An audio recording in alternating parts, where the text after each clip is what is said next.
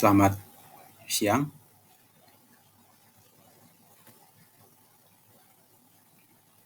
Saya akan menjelaskan terkait dengan riset di mana hasil penelitian dan hubungannya dengan eh, pembelajaran mata kuliah. Riset ini dengan judul analisis faktor-faktor yang mempengaruhi integritas laporan keuangan pada perusahaan manufaktur yang terdaftar di Bursa Efek Indonesia. Saya yang melakukan riset, Hasyan Purba, SE, SHMAK, BKP, dan akan saya sampaikan pemaparannya. Pendahuluan, di Indonesia khusus kasus-kasus manipulasi laporan keuangan juga pernah terjadi pada kasus PT Kimia Farma Tbk. Itu terjadi pada overstated pada laba bersih per 31 Desember 2001. Manajemen Kimia Farma tersebut telah diaudit oleh Hans Tuanakota dan Mustafa. Akan tetapi Kementerian BUMN dan Bapak PAM melalui menilai bahwa laba bersih tersebut terlalu besar dan mengandung unsur rekayasa setelah dilakukan audit ulang. Pada 3 Oktober 2002, laporan keuangan Kimia Farma 2001 disajikan kembali karena telah ditemukan kesalahan yang cukup besar. Pada laporan keuangan yang baru, keuntungan yang disajikan hanya sebesar 99,56 miliar atau lebih rendah sebesar 32,6 miliar atau sekitar 24,7% lebih rendah daripada awal yang dilaporkan. Kesalahan penyajian ini timbul karena nilai yang ada dalam daftar persediaan digelembungkan. Kasus seperti ini melibatkan banyak pihak, di mana dampaknya cukup luas. Keterlibatan CEO, komisaris, komite audit, komite internal, sampai pada laporan keuangan seperti ini membuat kepercayaan masyarakat menurun, khususnya masyarakat keuangan yang salah satunya ditandai dengan menurunnya harga saham secara drastis. Industri pengelolaan non-migas atau manufaktur pada triwulan 4 2017 hanya tumbuh sebesar 5,14% dari triwulan yang sama tahun sebelumnya. Ini mengindikasikan bahwa sektor manufaktur belum benar-benar pulih sebab produk domestik bruto (PDB) sektor manufaktur masih di bawah pertumbuhan ekonomi nasional sebesar 5,19%. Secara kumulatif sepanjang tahun, industri pengelolaan non-migas hanya tumbuh 4,88% dan juga berada di bawah PDB domestik sebesar 5,07%. Industri makanan dan minuman memimpin pertumbuhan industri pengelolaan non-migas. PDB industri tersebut pada 3 bulan terakhir tumbuh sebesar 13,79% dari periode yang sama tahun sebelumnya. Menjamurnya bisnis kuliner di tanah salah satu pemicunya. Dari 15 industri di sektor manufaktur, hanya 5 yang mampu tumbuh di atas sektoral yang bahkan sebanyak 5 industri masih mengalami kontraksi pertumbuhan sebesar 7,64%.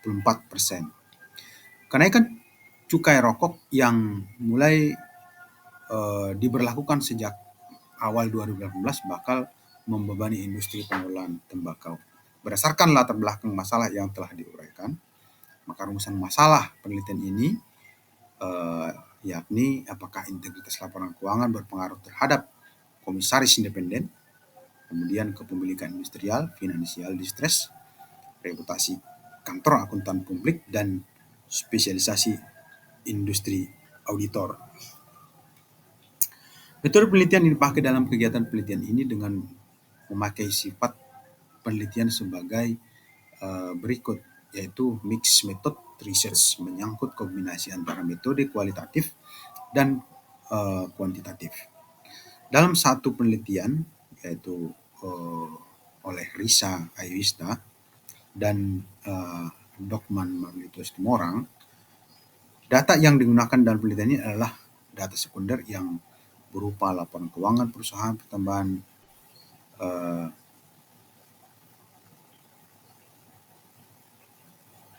sehingga terkait pengumpulan data digunakan adalah teknik dokumentasi laporan keuangan tersebut dapat diakses melalui situs BI, yaitu www.idx.co.id.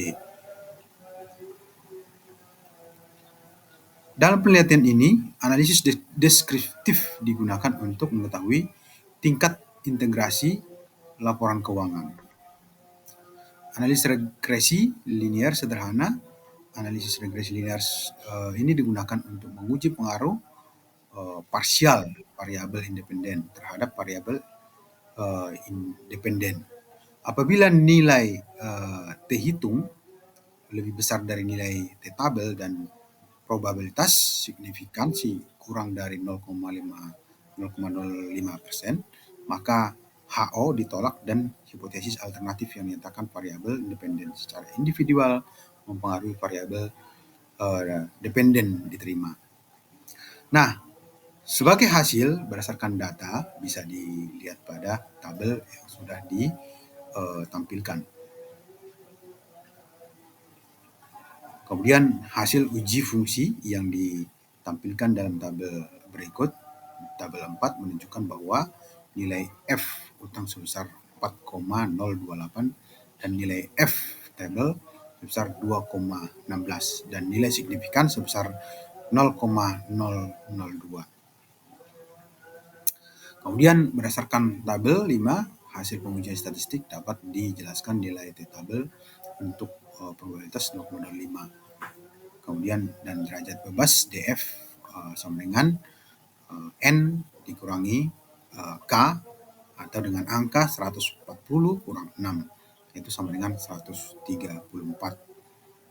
Dapat dijelaskan bahwa H1 variabel komisaris independen mempunyai nilai signifikan 0,264 lebih besar dari 0,05 dengan hasil T hitung minus 1,122 lebih kecil dari T tabel 1,65630, maka HA diterima dan HO ditolak. Yang berarti bahwa variabel komisaris independen secara parsial tidak berpengaruh signifikan terhadap integritas laporan keuangan.